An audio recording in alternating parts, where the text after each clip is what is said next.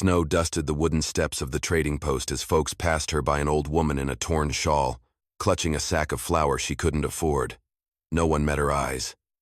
Not the banker, not the preacher. Just one man stopped a dust-worn cowboy with holes in his boots, and nothing to his name but a kind heart. He tipped his hat, offered his last few coins, and said, "Ma'am, no one ought to go hungry out here." She smiled through tears, whispering words he didn't yet understand. By the time the truth came out, by the time the town learned who she really was, it was too late. That cowboy's small act of mercy would change his life forever.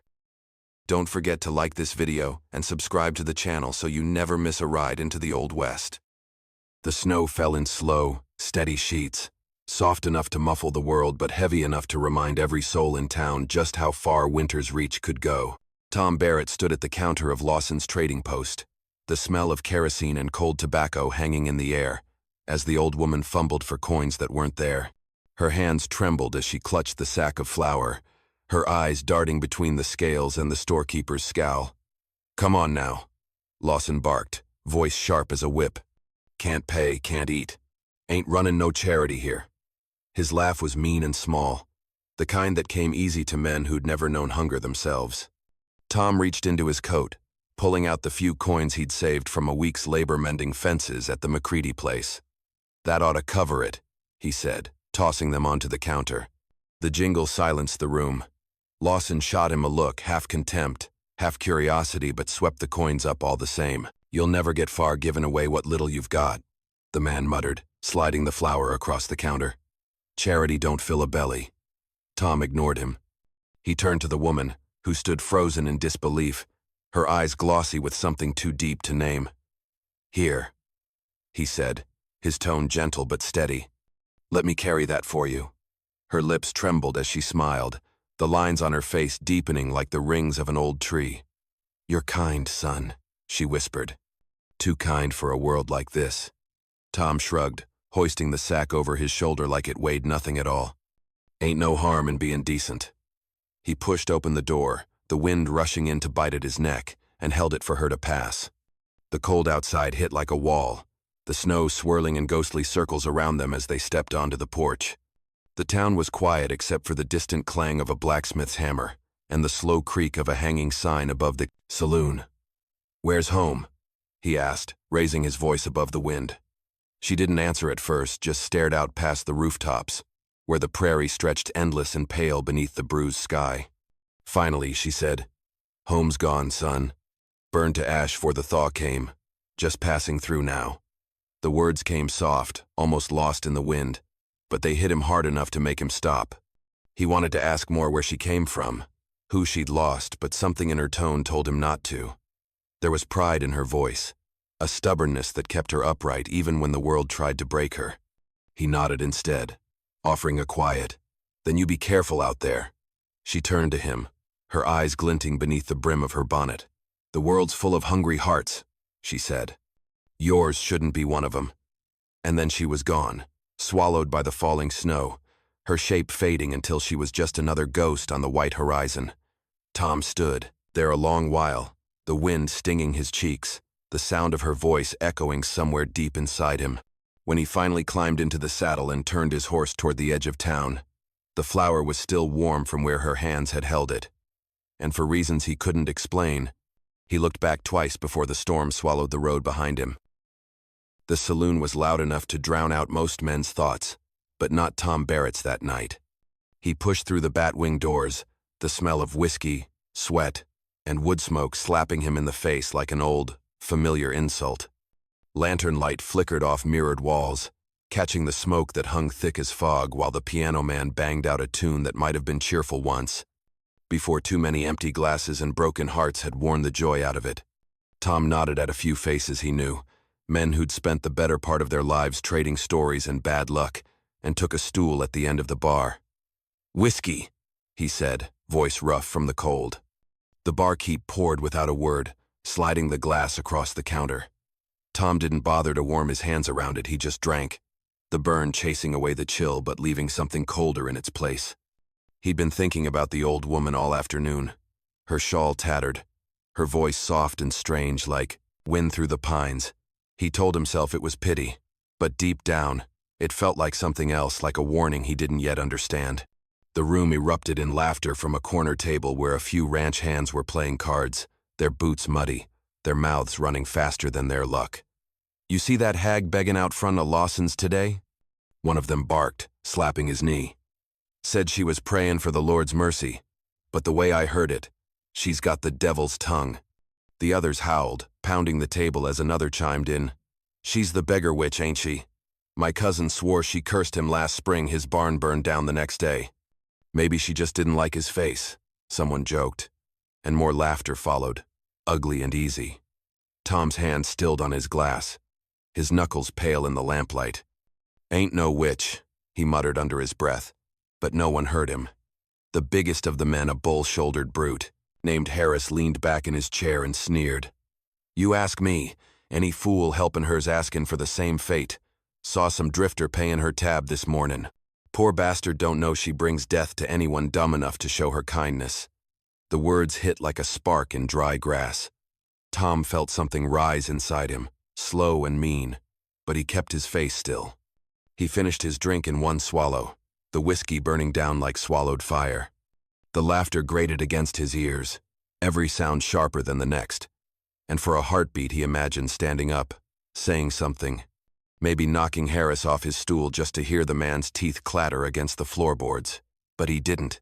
He'd fought too many fools before and won nothing worth keeping. Instead, he slid a single coin across the counter, his last, and stood. The barkeep raised an eyebrow.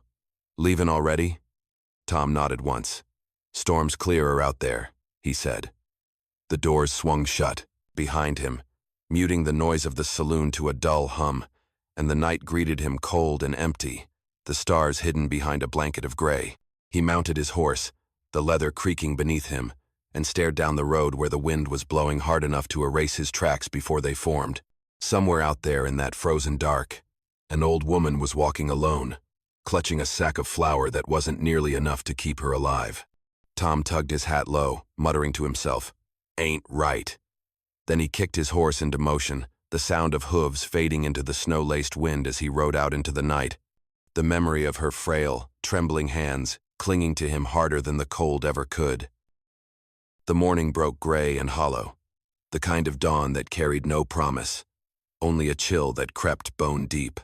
Tom Barrett rode slow through the valley, the world muffled beneath a blanket of snow, his breath rising in clouds that vanished as quick as thoughts.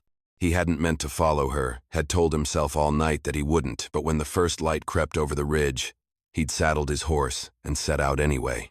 Her tracks were faint, nearly lost to the drifting snow, but he knew the rhythm of weary steps, the way a soul moved when it had nowhere left to go. He followed the trail past the cottonwoods, their limbs bowing low under ice, down toward the frozen creek that cut through the valley like a cracked vein.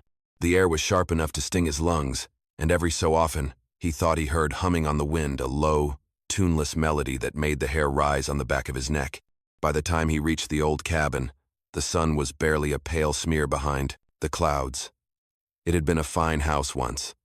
Long ago he could tell by the stone chimney still standing, by the broken shutters hanging from rusted hinges, but now it sagged beneath the weight of years and snow. The door was half open, groaning softly in the wind. "Ma'am?" he called, dismounting, his boots crunching through the drift. No answer. The inside smelled of dust and cold ashes. A cracked chair lay overturned beside a hearth that hadn't seen fire in weeks, and the floor was scattered with bits of fabric and the bones of some small animal long dead. Then he saw her.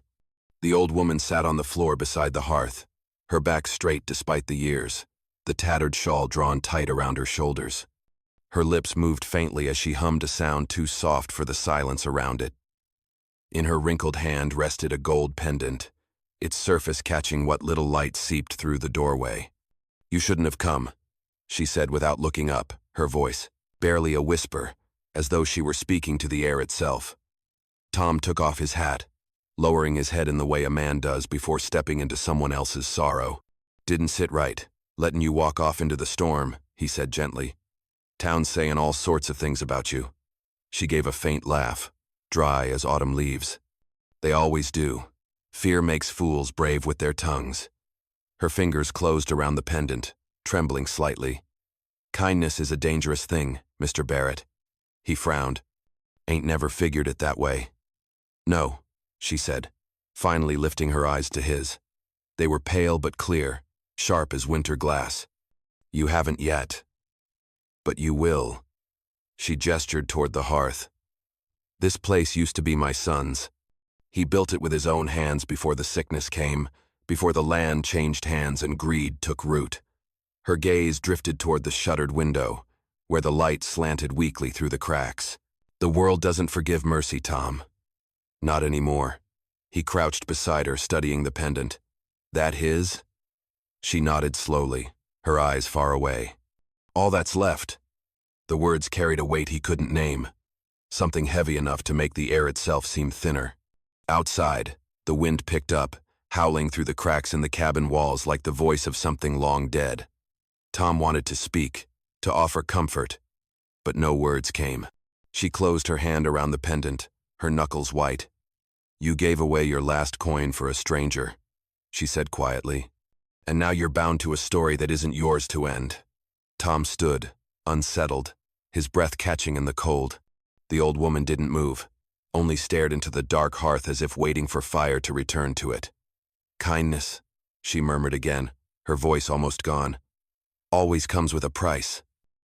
The pendant gleamed faintly in the dull light leaking through the cracks of the ruined cabin, its gold face dulled by years of wear.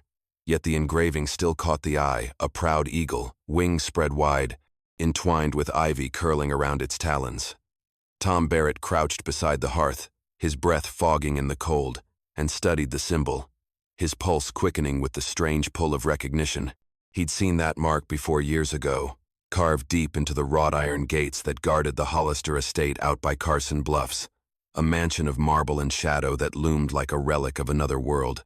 Folks said the family there had money older than the railroads and enemies to match, that their power ran thicker than blood, and that when the fire came to that place 3 winters back, it hadn't been accident or God's will, but vengeance. That's a fine piece, he said carefully, his voice low as he pointed toward the pendant in her hand. Wouldn't happen to be from the Hollister line, would it? The old woman's fingers tightened around it instantly, her eyes flashing up to his with a sharpness that hadn't been there before. You shouldn't ask questions you don't want answered, son, she said softly, her tone brittle as ice. That life's gone. Tom held her gaze, the silence stretching between them until it hummed. Gone how? He asked finally. She looked toward the window, where the snow fell heavier now, flakes swirling like ghosts across the gray morning. Taken by greed and fire, she murmured, more to herself than to him. By men who'd rather watch the world burn than see a woman stand where they can't. Her voice trembled just slightly at the edges, like a crack forming in old glass. And for the first time, Tom saw not just exhaustion in her, but fear the kind that doesn't fade even after the running's done. If that's true, he said gently, then you ain't just passing through. You're hidin'. She gave a faint, bitter smile, the kind that carried more pain than humor. Aren't we all, Mr. Barrett? She asked. Some hide from hunger, some from guilt, and some from the ghosts that know their name. I'm too old for guilt, and hunger's no stranger. But ghosts have long memories. Her words hung in the cold air like smoke that refused to fade. Tom rubbed his thumb along the edge of his coat, eyes never leaving the glint of that pendant.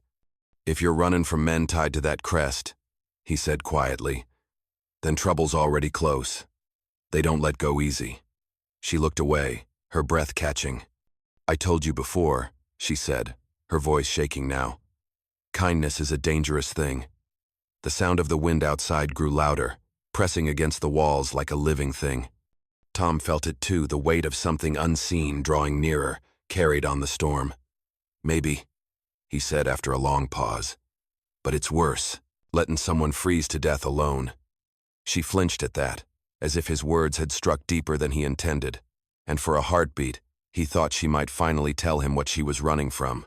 But instead, she closed her hand tight around the pendant and said nothing more. The fireless hearth cast no warmth, and yet the air felt heavier, thicker, as though the cabin itself held its breath. Outside, the wind shifted, and beneath its moan came the faintest sound of distant hooves, slow, deliberate, and drawing closer. Tom turned toward the door, his jaw tightening. The woman bowed her head, whispering a single name under her breath, so soft it was almost lost to the storm. He couldn't quite make it out, but whatever she said made her shoulders shake, and for the first time, Tom Barrett realized the truth, that the thing chasing her through the snow wasn't just man or fate. It was a past too dangerous to stay buried. The sky turned the color of iron as dusk bled across the valley, the snow deepening into a muffled stillness that made every sound feel louder, sharper.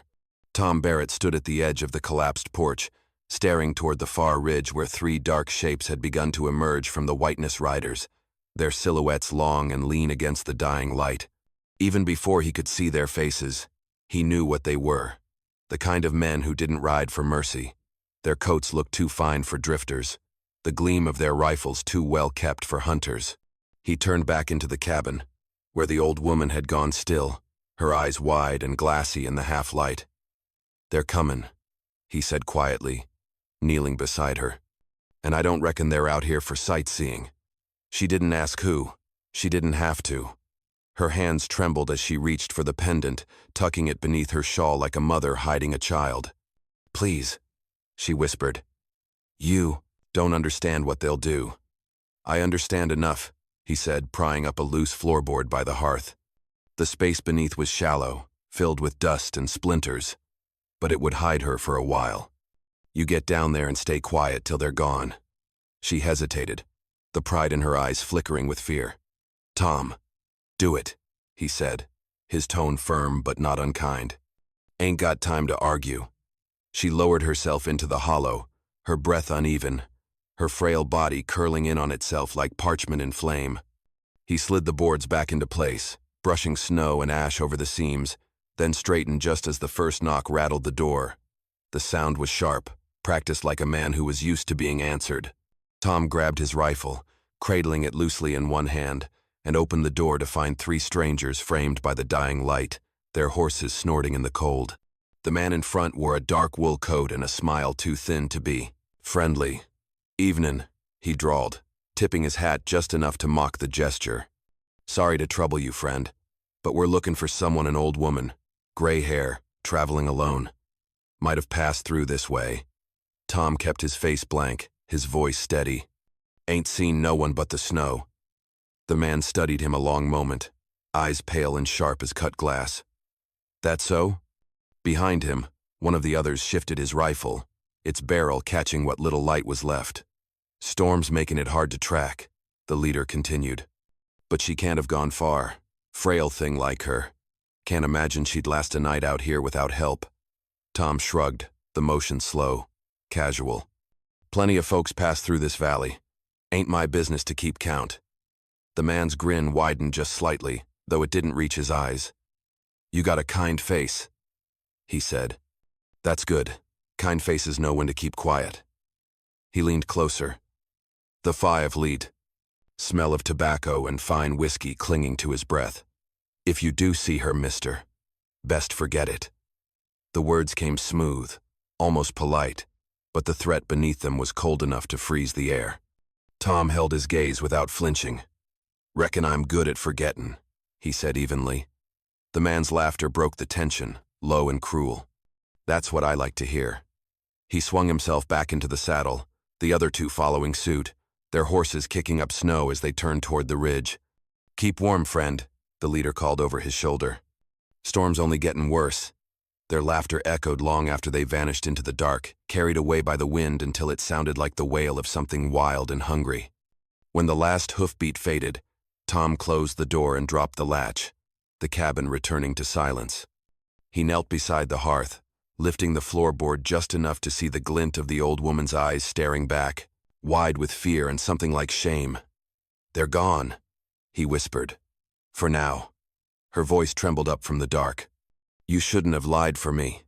Tom sighed, pressing the board back into place. "Maybe not," he said quietly, "but I've done worse for less." The storm dragged on through the night, howling around the cabin like a wounded thing, tearing through the valley with a voice that spoke of old debts and colder graves. Tom Barrett sat by the hearth with his rifle across his knees, the fire burning low, his shadow stretching long against the cracked walls. Every so often, He'd glanced toward the floorboards where the old woman hid, listening for any sign that those riders might return. But by dawn, the wind had quieted, leaving behind only the creak of timber and the whisper of snow sliding from the roof. When the world finally stilled, he rose, his joints stiff from the cold, and lifted the boards. The woman blinked up at him, her face pale and drawn, but her eyes sharp and gray were steady. "They gone?" she asked. "For now," he said. "Don't reckon they'll give up easy, though." He helped her up, his hands careful but firm, and settled her into the chair near the fire. For a long while, neither spoke. The flames licked at the wood, popping and spitting in the quiet, and the air between them felt heavy with all the things left unsaid. Finally, she sighed, the sound brittle as dry paper. "You deserve to know," she said, her voice low but clear. "Who I am, why they're hunting me." Tom leaned back against the table, arms crossed, waiting. "Name's Eleanor Whitlock," she began, her gaze fixed on the flames. "Used to be wife to Samuel Whitlock, founder of the Northern Cross Rail Company. You've likely heard of it, the line that runs from Carson Bluffs to the coast." Tom nodded slightly. Everyone in the territory had heard of it. Men had died building that line, and others had grown rich off their blood. "After my husband passed," she continued, "his partners saw fit to carve up what was left: land, shares, the company itself. They called it business, but it was theft. They forged papers, bought judges, and when I fought 'em, they sent men to my house in the night, burned it to the ground, said it was an accident. But I saw the faces of the ones who lit the torches." Her voice trembled now, not with fear but with fury that had lived too long without air. "I barely escaped with my life. My son didn't." She reached into her shawl, pulling out the pendant, the same gold crest that had caught his eye before, and held it out to the firelight. The eagle seemed to come alive in her palm, its wings gleaming faintly. "This was Samuel's," she said softly. "But inside it's more than gold." She pressed a tiny clasp at its edge, and the pendant clicked open to reveal a folded scrap of paper sealed in wax, the ink visible even in the dim light. The original deeds. The proof that the company, the land, everything they took still belongs to me. "This little thing," she said, her fingers shaking as she held it up, "is what's kept me breathing. Proof they can't erase me, no matter how deep they dig the graves." Tom stared at her, the truth settling heavy in his chest. The riders, the whispers in town, the fear in her voice, it all made sense now. "So they're not just after you," he said slowly. "They're after the evidence." Eleanor nodded, her eyes bright with tears she refused to let fall. "They'd rather the world think me dead. And maybe it should have been that way. But when you helped me, when you gave me that coin, you tied yourself to my story, whether you wanted to or not." Tom rubbed a hand over his face, exhaling long. "Guess I've been worse things than a fool," he said quietly. She looked up at him then, a faint smile ghosting her lips. "Foolishness is a kindness this world's short on." The fire popped again, scattering sparks that drifted like stars across the gloom. And for the first time since he'd found her, Tom saw something shift in her eyes, not fear, not bitterness, but the fragile glimmer of trust. He poured her a cup of coffee, still hot from the kettle, and said, "Reckon we best figure out what comes next." She took it in both hands, her grip steadying, and whispered, "Next, Mr. Barrett, comes the reckoning." The sun broke weakly through a veil of clouds as Tom Barrett and Eleanor Whitlock set out, their horses cutting slow paths through the crusted snow, breath rising in plumes that shimmered like smoke in the morning light. The storm had passed, but the cold hadn't loosened its grip. It clung to the earth and to them, biting through coats and gloves and bone alike.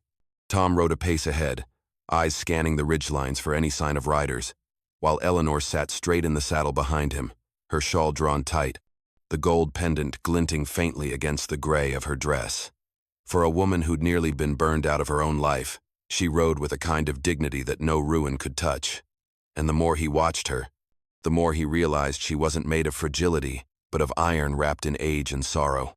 They spoke little as they rode, but the silence between them wasn't empty. It was thick with a quiet understanding, the kind that forms when two souls find themselves walking the same road towards something neither can yet name. By the time they reached the foothills, the snow had thinned into patches, and the world opened up into a long sweep of prairie where the wind moved like a restless spirit.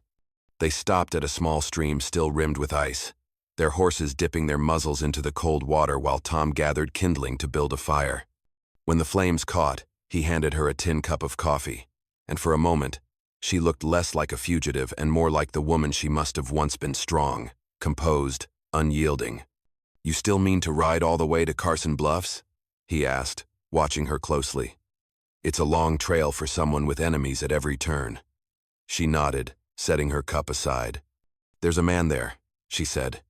"Judge Harlan. He was a friend of my husband's before the others bought him out. If he still has any sense of honor left, this letter might remind him of it."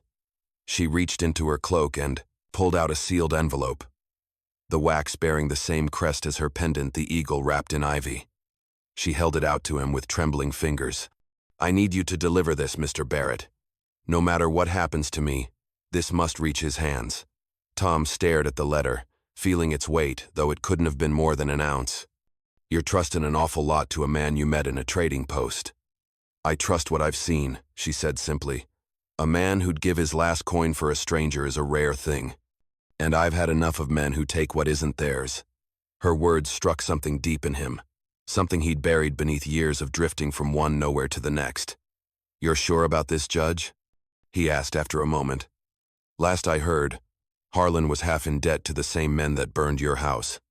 She looked up at him then, her eyes clear and fierce. "Then he'll have to choose what kind of man he wants to be," she said. "We all do, sooner or later." Tom folded the letter and tucked it inside his coat. "All right," he said quietly. "We'll ride together till I can put this in his hands." She smiled faintly, the corners of her mouth softening with gratitude. "You don't owe me this, you know." "Maybe not," he said, stoking the fire. "But I figure the world's owed you more than it's given." As they rode on through the afternoon, the sun broke fully through the clouds, painting the land gold for the first time in weeks. He glanced over at her, seeing not the frail beggar from the trading post, but a woman who'd been broken and refused to stay that way. Somewhere between the silence and the snow, he realized the fire she'd lost in her home had found new kindling in her heart, and against all odds, it was starting to burn again. The courthouse in Carson Bluffs stood like a relic from a forgotten age, its white columns weathered gray by dust and rain, its steps slick with morning frost as the townsfolk gathered to see what all the whispers had promised: justice, long delayed and long denied. Inside, beneath the creak of ceiling fans and the murmur of restless voices, Judge Harlan sat high behind the bench, his gavel resting idle, his face a mask of old guilt. Eleanor Whitlock stood at the front of the room, her shawl plain but her posture regal, a woman stripped of everything yet somehow more commanding than any of the well-dressed thieves seated opposite her. The men, her late husband's former partners, wore fine coats and polished boots, but beneath their refinement was the twitch of fear. Tom Barrett stood in the back, hat in hand, the dust of the trail still clinging to his coat. He hadn't wanted to come inside, hadn't wanted to see what would become of the letter he'd carried through snow and silence. But Eleanor had asked it of him, and for her, he'd stepped into the lion's den. The judge broke the seal himself, his hand trembling as he unfolded the paper, the wax bearing the eagle and ivy crest gleaming faintly in the lamplight. His eyes darted across the page, his expression tightening with every line he read. The murmur in the courtroom swelled until it felt like thunder. "These are deeds," Harlan said at last, his voice cutting through the din. "Signed and witnessed before Samuel Whitlock's death, transferring full ownership of the Northern Cross holdings to his wife, Eleanor Whitlock." A hush fell so heavy it seemed the air itself forgot how to move. One of the partners, Briggs, a man with a gold chain stretched across his waistcoat, and a sneer that had bought him half the town, rose from his seat, face red with fury. "Those papers are forgeries," he barked. "Lies penned by a desperate woman." "Enough," Harlan said, slamming the gavel down. "I've known this signature longer than you've been alive, Briggs, and I'll stake what's left of my honor on its truth." He turned to Eleanor, his voice softening. "Mrs. Whitlock, by law and by right, all property, shares, and accounts held under the Northern Cross Railway are yours." Gasps rippled through the chamber, followed by a low rumble of voices, some stunned, some bitter, all hungry for the spectacle of a fall. Eleanor didn't move, didn't smile, didn't gloat. She just stood there, her fingers clasped tight around the pendant at her throat, her eyes fixed somewhere beyond the room as if even victory couldn't undo what had been lost. The partners shouted protests, their lawyers flailing, but it was done. The empire they'd built on ash and deceit crumbled in an instant, exposed under the weight of one woman's perseverance and one cowboy's mercy. When it was over, when the judge adjourned and the crowd spilled out into the square, Eleanor stayed behind, silent as the dust motes dancing in the light through the tall windows. A clerk approached, bowing slightly. "Mrs. Whitlock," he said softly, "your assets will be restored by sundown. The railroad, the land, the accounts, all of it is yours again." She looked past him, toward the doorway where Tom had stood moments before, his silhouette framed by the light of the setting sun, hat tilted low as he turned to leave. Her voice, when it came, was a whisper heavy with something more than relief. "Where's the cowboy?" The clerk hesitated, glancing toward the door. "He didn't stay to see it, ma'am." Rode off before the ink was dry. Eleanor's fingers brushed the edge of the pendant, her eyes glistening not with triumph but with a quiet ache. "Of course he did," she murmured. Outside, the sound of hooves faded down the long, dusty road, steady, unhurried, and free. The town would remember her victory for generations, but she knew better. It wasn't gold or justice that had brought her back from ruin. It was a man who'd stopped in the snow when everyone else walked past, a man whose kindness had kindled something the world could never steal again. The sun was sinking low when they found him, its light slanting across the plains in long bands of gold that turned every dust mote into fire. Tom Barrett stood by a stretch of broken fence on the outskirts of town, sleeves rolled to his elbows, hands rough and scarred from a life that had never once gone easy. The sound of hammers and shouting from Carson Bluffs carried faintly across the fields, the town still buzzing with the news of Eleanor Whitlock's victory, the widow restored, the thieves unmasked, the empire reclaimed. Tom hadn't gone back to see any of it. He'd watched the courthouse fade into the horizon behind him and just kept riding until the noise of it all was swallowed by the open land. Now, as he lifted another length of timber and set it in place, he heard the creak of wagon wheels and the soft jingle of harnesses. When he looked up, he saw her. Eleanor sat in a carriage drawn by 2 gray horses, her posture still regal, her face lined but radiant with a peace he hadn't seen before. She looked out of place against the rough world around her, like a painting come to life, too fine for the dust but too human to rise above it. The driver pulled to a stop a few yards away, and she stepped down with surprising grace, her cloak fluttering in the wind. "Mr. Barrett," she called, her voice carrying across the grass. He tipped his hat, wiping sweat from his brow. "Ma'am, didn't reckon I'd be seeing you again." She smiled faintly. "I thought the same, but some debts can't be settled by lawyers." From the wagon, her driver lifted a small chest bound in brass, the lock gleaming in the last of the light. She nodded toward it. "Your share," she said. "Gold enough to see you comfortable the rest of your days, and I've signed over 200 acres east of the bluffs in your name." Tom shook his head before she'd even finished. "That ain't mine," he said quietly. "Wasn't never about that." He set his hammer down, dusted his hands, and met her eyes. "Didn't do it for money, or land, or nothing that shines. Just figured you'd earned a bit of kindness, that's all." The wind tugged at his hat brim, and for a moment neither spoke. She stepped closer, the hem of her dress brushing the dry grass. "You remind me of my husband," she said softly. "He used to say a man's worth isn't in what he keeps, but what he gives away." She reached into her cloak and drew out the gold pendant, the eagle and ivy crest that had once carried the weight of her whole life. "Then take this," she said, holding it out to him, "so you don't forget who you are."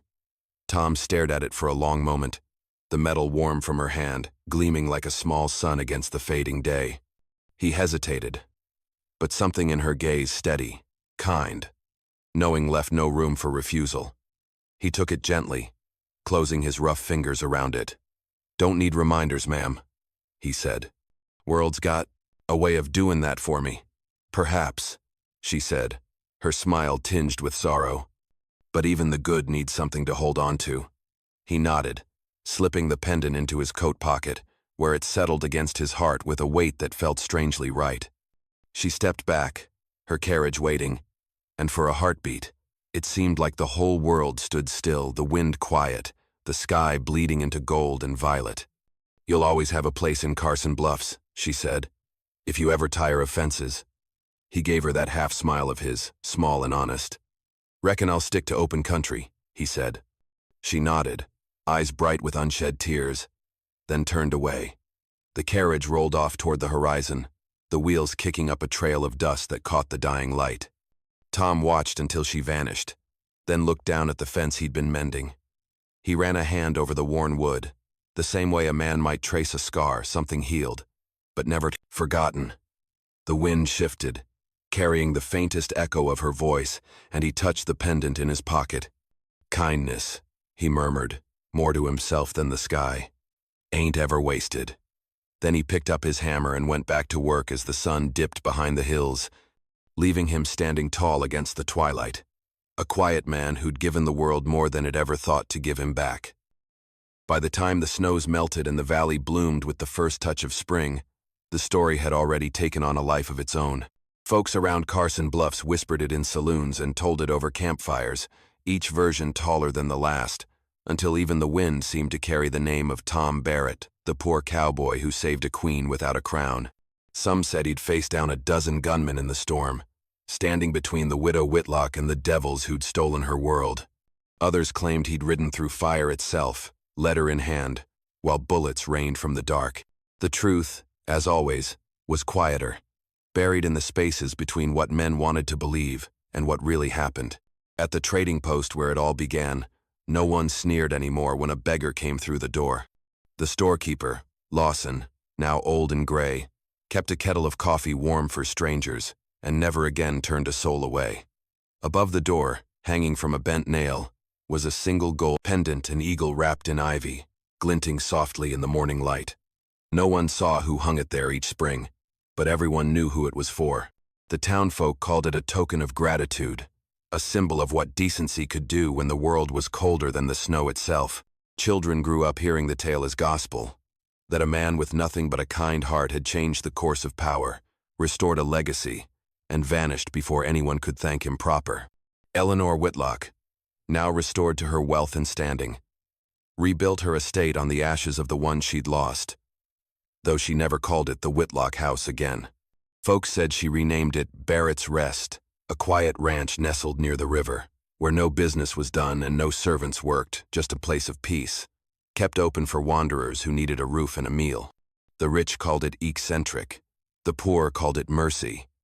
And every spring, when the thaw came and the first flowers broke through the hard earth, Eleanor would ride into town, her carriage plain, her guards few. She'd stop by the trading post at dawn, hang the pendant on its nail, and whisper something to the wind before turning back toward the hills. Those who saw her said her eyes always lingered eastward, toward the ridges where the land turned wild and the trails grew thin, where some claimed a solitary figure still rode with the sunrise, living off the land, his pockets empty but his spirit unburdened. Tom Barrett, they'd say, half in awe, half in disbelief. The man who gave everything and asked for nothing. Some claimed he'd taken that bit of land Eleanor offered him and built a small ranch there, living quiet, mending fences, never coming to town except when winter threatened to break him. Others swore he'd disappeared altogether, swallowed by the wilderness he'd always called home. But no matter which story you believed, the pendant still gleamed on that weathered door, year after year, its gold, untarnished, catching the morning sun like a promise. And if you stood there long enough, as the wind swept through the streets, you might almost hear the echo of hoofbeats fading into the horizon. A man's voice carried softly on the breeze. Ain't ever wasted. The legend of Tom Barrett lived on, not in riches or marble, but in the simple truth that one small act of kindness, given freely, could turn even the harshest winter into spring.